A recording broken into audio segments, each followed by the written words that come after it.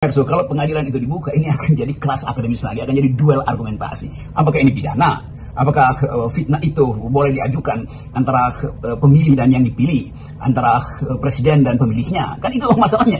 Jadi akan jadi konyol sebetulnya. Nah, saya cuma mau ingatkan pada para lawyernya Pak Jokowi, kalian akan ada dalam jebakan intelektualitas. Jadi akan diuji pengetahuan kalian tentang apa yang disebut hubungan individual yang diatur dalam KUHP itu. Kalau tiba-tiba nanti pokoknya main gugat, adukan, polisikan.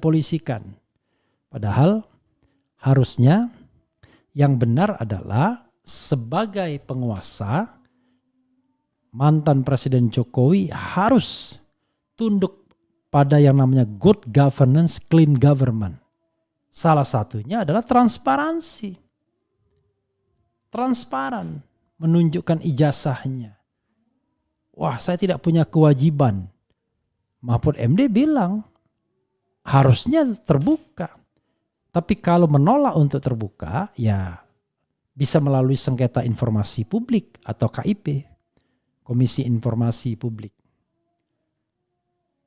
Pusat ya, KIP, ada KID juga, Komisi Informasi Daerah. Jadi begitu sahabat RS sekalian ya. Jadi apa yang disampaikan Rocky Gerung itu benar, korek, 100% saya setuju. Tidak ada yang namanya fitnah dalam hubungan kepala negara dan warga negara. Karena kepala negara itu benda mati, warga negara itu sebuah status yang melekat dalam dirinya fungsi-fungsi kenegaraan.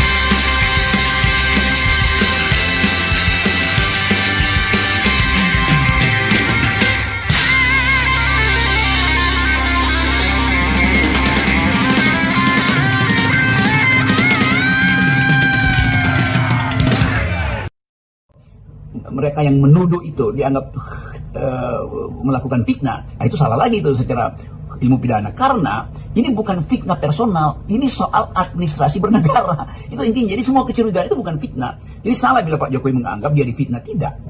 Fitnah itu antar manusia, bukan antar warga negara dengan presidennya. Bukan, itu nggak ada fitnah di situ.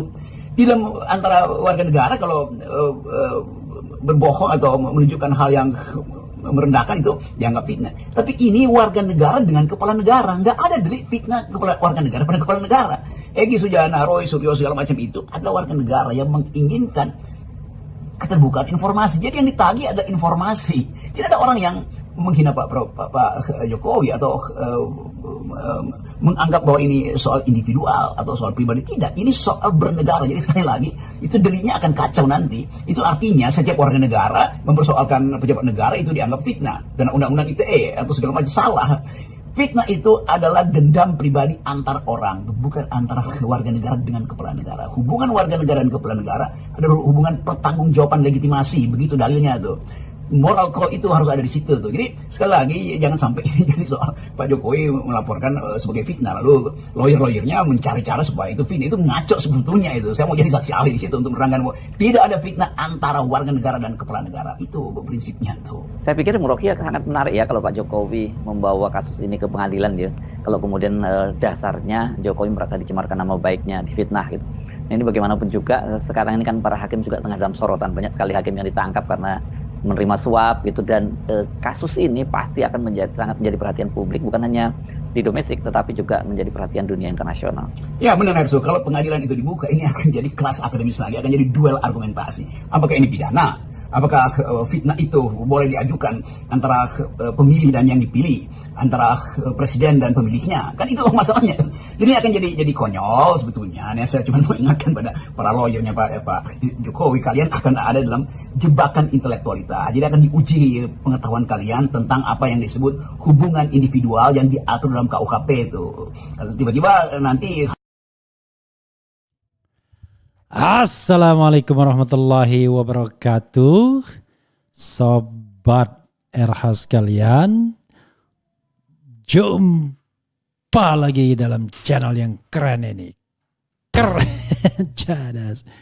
Ya, saudara sekalian, ini ada pernyataan yang menarik ya dari Rocky Gerung, no Rocky no party. Dan apa yang disampaikan Rocky, saya tidak hanya menyetujuinya, tapi memahami semaham-pahamnya. Makanya saya katakan yang namanya presiden, kepala negara itu benda mati. Dia tidak punya perasaan. Jadi dia tidak boleh tersinggung, tidak boleh marah. Kalau ada warga negara mempersoalkan dirinya. Dan yang dipersoalkan ini adalah tata administrasi berpemerintahan. Ini soal ijazah itu bukan soal personal, tapi soal administrasi pemerintahan. Jadi ada warga negara, sekelompok warga negara dengan keyakinannya didukung oleh scientific approach, pendekatan ilmiah, menyatakan ijazah Presiden Jokowi palsu. Lalu salahnya di mana? Ketika Presiden tidak kunjung memperlihatkan ijazahnya untuk mengcounter pendapat tersebut. Bahkan berdalih, siapa yang mendalilkan, dia harus membuktikan. That's right. Dalam kasus perdata yang pertama membuktikan adalah siapa yang mendalilkan. Dan TPUA mendalilkan bahwa ijazah Jokowi palsu. Untuk itu mereka sudah siap dengan pembuktian. Mereka sudah siap dengan Roy Suryo, mungkin sekarang Tamer Rismon Sianipar, mungkin juga Dr. Tiva, mungkin juga ahli-ahli digital forensik lainnya. Tapi masalahnya adalah pengadilan menghindar. Tiba-tiba pengadilan memutuskan tidak berwenang untuk mempersidangkan atau memeriksa perkara ini. Itu kan soalnya. Padahal yang diminta oleh warga negara adalah transparansi, akuntabilitas. Jadi benar, kacau cara berpikirnya. Saya kadang-kadang sedih. Cara berpikir lawyer-lawyer sekarang yang maju tak gentar membela, bukan yang bayar, membela penguasa. Padahal penguasa tidak perlu dibela. Penguasa itu orang yang powerful. Orang yang memiliki resources kekuasaan untuk membela dirinya sendiri. Kenapa? Ngapain dia dibela oleh pengacara profesional? Justru kita bertanya. Pengacara profesional yang membela tersebut, apakah dibayar atau tidak? Apakah dibayar dengan layak atau tidak? Dugaan saya tidak dibayar. Kalau tidak dibayar itu namanya gratifikasi. Jangan lupa, sekarang pun Jokowi bisa terkena gratifikasi karena dia masih Dewan Penasehat atau Pengawas Danantara. Masih menjadi pejabat publik.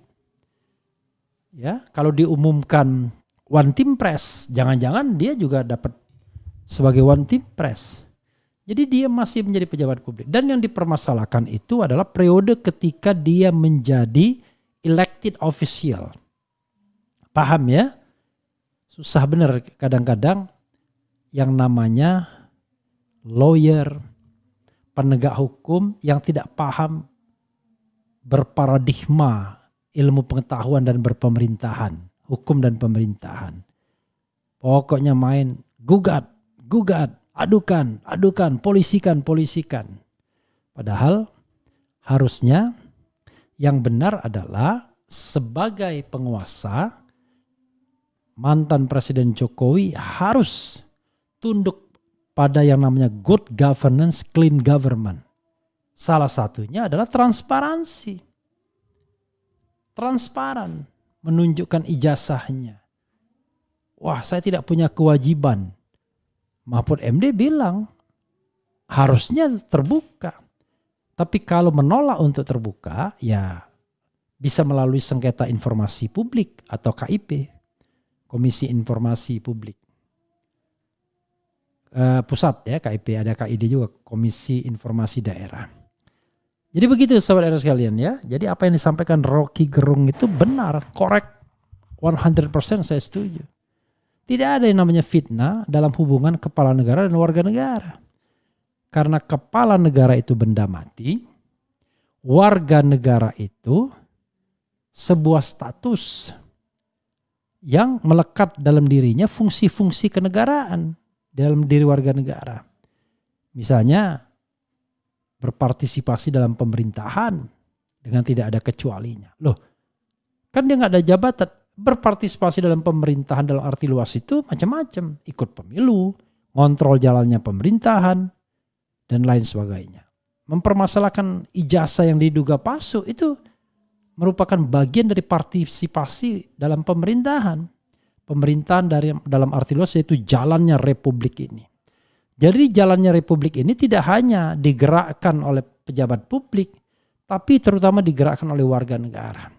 Karena negara itu tidak hanya penguasa isinya, tapi juga warga negara atau penduduk dan wilayah. Jadi saudara sekalian, mudah-mudahan ini jadi pembelajaran ya. Pembelajaran terhadap lawyer yang kapasitasnya hanya bicara tentang kami adukan, kami proses hukum dan lain sebagainya. Tanpa berpikir paradigmatik bahwa yang dipersoalkan itu bukan Jokowi as a person, ya, sebagai the father of 3 orang anak, tetapi yang dipermasalahkan Joko Widodo seorang presiden Republik Indonesia dan sekarang walaupun mantan presiden masih menjadi pejabat publik. Jangan lupa periode yang dipersoalkan itu adalah periode ketika dia menggunakan ijazah itu untuk terpilih sebagai the elected official, baik wali kota, gubernur maupun presiden. Itu soalnya ya, mudah-mudahan paham. Lagi pula kalau dalam perspektif hukum pidana, kalau kita mengadukan satu perkara pidana, lalu kemudian ada laporan pencemaran nama baik, diselesaikan dulu pengaduan perkara pidananya, bukan diproses pencemaran nama baiknya. Dan untung pasal-pasal ngawur di Undang-Undang 1 1946 dihapuskan sudah. Menyebarkan berita bohong dan lain sebagainya. Walaupun masih dipakai juga pasal ujaran kebencian. Padahal saya sudah katakan ujaran kebencian itu basisnya harus sara, suku, agama, ras, dan antar golongan. Lah Jokowi Presiden Republik Indonesia kok dinilai sebagai sara. Suku bukan dia, agama bukan, ras bukan, golongan juga bukan. Dia adalah belongs to the republic, belongs to the all people. Dia milik semua rakyat. Karena dia milik semua rakyat, maka rakyat berhak untuk mengontrolnya. Ya, rasa cinta itu ditunjukkan dengan 2 jalan. Satu, memuji-muji biar dapat jabatan barangkali. Yang kedua adalah menjaga, kritis terhadap jalannya pemerintahan. Ya. Nilainya yang lebih besar yang kritis sesungguhnya karena dia mencegah yang namanya kemungkaran. Jadi dia amar ma'ruf nahi mungkar.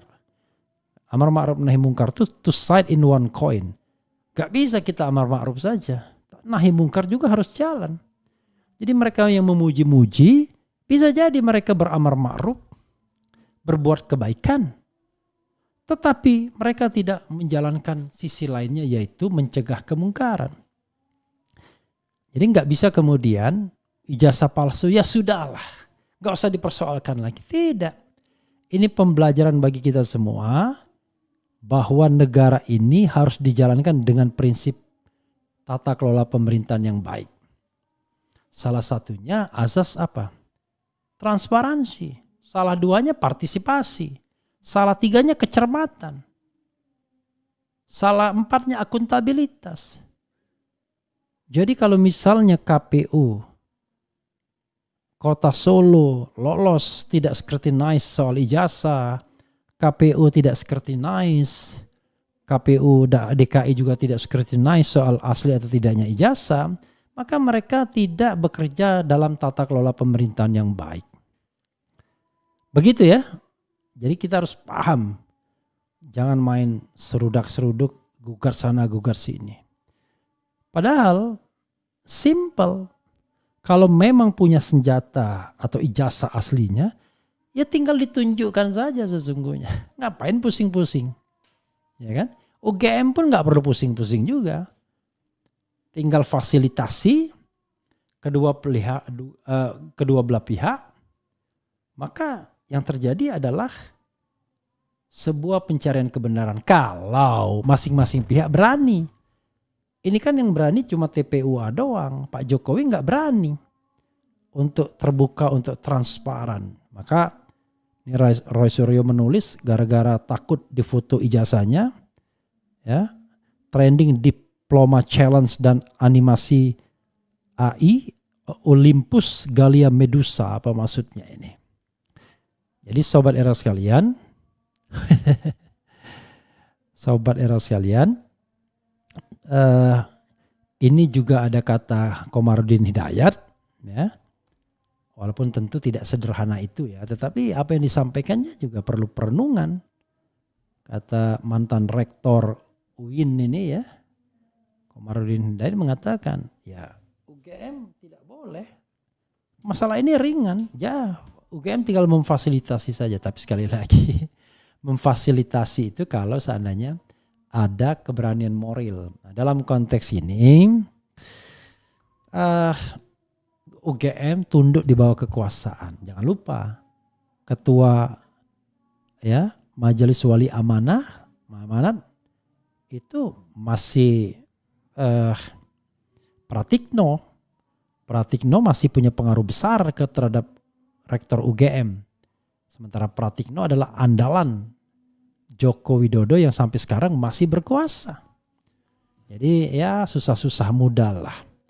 Karena itu integritas seorang Ova Emilia itu dipertahankan. Anda tidak perlu takut kehilangan jabatan atau kehilangan apapun ya untuk mengucapkan kebenaran. Ini kritik Komarudin Hidayat ya yang disampaikan ke saya, entah disengaja atau tidak, kayaknya disengaja dia biar saya membacakannya. Di Instagram ya. Dia nulis, "Apa kabar UGM?" Nanti saya kasih anunya dulu ya. Saya kasih anunya, linknya ya ke RH dulu. Dia bilang,